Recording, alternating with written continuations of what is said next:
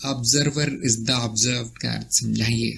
हिंदी में यदि हम कहें तो जो अनुभव है वही अनुभव करता भी है, यानी कि एकता है। ये अस्तित्व ही अनुभव करता है और एक ही अस्तित्व है, और उस अस्तित्व में ये क्षमता है अनुभव करने की, और उसी क्षमता को हमने अनुभव करता कहा है। उसको किसका अनुभव होता है, क्या है जिसका अनुभव करता को अनुभव होता है, और सभी यही कहेंगे कि अस्तित्व ही है जिसका उसको अनुभव होता है। ये अनुभव विभिन्न रूपों में हो रहा है। जो उसमें उठने वाली तरंगे मात्रा हैं वो इंद्रियों की रचनाओं से हमें देखने को मिलती है। इनमें 2-4 तरह के अनुभव हो रहे हैं, जैसे जगत के अनुभव हैं, वस्तुओं के, शरीर के और चित्त के, जो स्मृति की परतें हैं। बस ये तरंगों से बनी हुई रचनाएं हैं। बस ये तरंगे किसमें है, ये अनुभव करता में ही है, ये अस्तित्व में ही है। तरंगे उठ रही हैं जिसको हमने नाद कहा है, इसी का अनुभव हो रहा है। अब ये जो नाद है वो क्योंकि आता जाता है, क्योंकि उसका स्वतंत्र अस्तित्व नहीं है। अनुभव करता के बिना कोई अनुभव नहीं होता और वो बदलता रहता है, इसलिए हम कहते हैं कि अनुभव असत्य है। जैसे पानी में उठने वाली लहरें, उनका कोई स्वतंत्र अस्तित्व नहीं है, उनको पानी से अलग नहीं देखा जा सकता, उनका तत्व पानी है, इसलिए हम कहते हैं कि लहरें असत्य हैं, वो तो आनी जानी है तो वो पानी का ही रूप। जिस तरह सोने के गहने कई रूपों में मिलते हैं, लेकिन उनका तत्व जो है सोना है। सोना कहीं नहीं जाता, गहने बदलते रहते हैं, उसी सोने को नए गहने में ढाला जा सकता है। इसी तरह से मिट्टी की कई वस्तुएं बन सकती है, मूर्तियां बन सकती है और घड़े आदि बन सकते हैं, लेकिन उनका जो तत्व है, मूल है, वो तो मिट्टी है। मिट्टी कहीं नहीं जाती, मिट्टी का ढेर पड़ा हो तो भी वो मिट्टी है, कोई भी रूप ले ले वो है तो मिट्टी। इसी तरह से ये अस्तित्व कोई भी रूप ले ले है तो वो अनुभव करता। जैसे लहर में पानी दिखाई देता है, गहनों में सोना दिखाई देता है और घड़े में मिट्टी दिखाई देती है, वैसे अनुभव में अनुभव करता दिखाई देता है।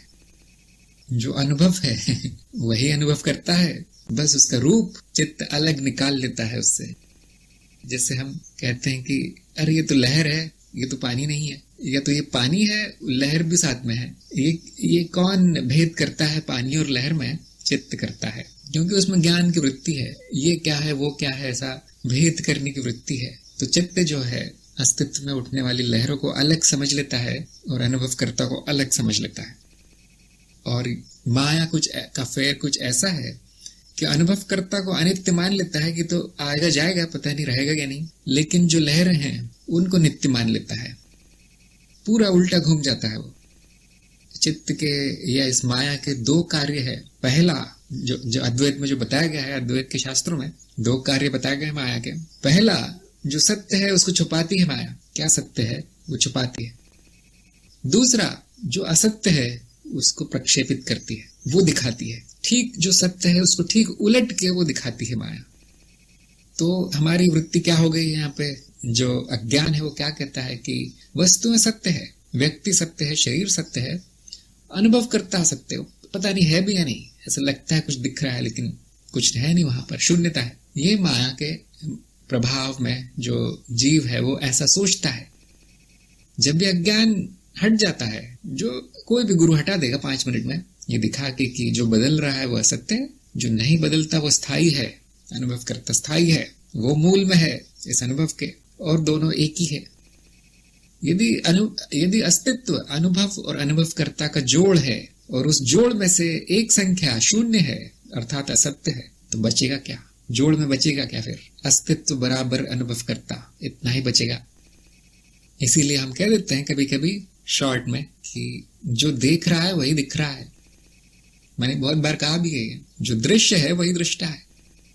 तो ये उन्हीं को समझ में आएगा जिनको सत्य असत्य में भेद पता चल गया है। जो अभी भी सोचते हैं जो दिख रहा है वो भी सत्य है, उनको ये कभी समझ में नहीं आएगा, उनको कभी नहीं समझ में आएगा ये। जब तक मूल ज्ञान नहीं होगा तब तक माया का ज्ञान भी नहीं होगा। माया को ही सत्य मान के बैठेंगे और तब तक माया का ही नियंत्रण रहेगा उन पर, मुक्ति नहीं होगी।